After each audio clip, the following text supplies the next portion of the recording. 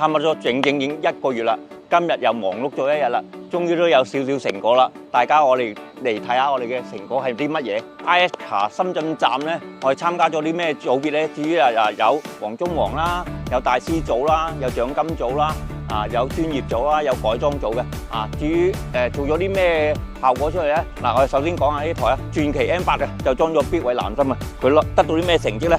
就攞到2個雙亞軍雙亞軍呢台咧就裝咗我哋嘅瑞卡爾系統嘅，佢就攞咗第3名季軍呢台 Civic 咧就裝咗我哋嘅意大利嘅史泰格，佢係攞咗1場第3名，1場冠軍仲有呢一台阿爾法係裝咗我哋嘅必偉嘅，佢係攞咗總冠軍嘅所以咧今次嘅忙碌咗呢半個月咧，得到咁嘅成果咧，我都未太滿意，所以咧我下一場再更加努力，再攞更佳嘅成績俾大家睇下。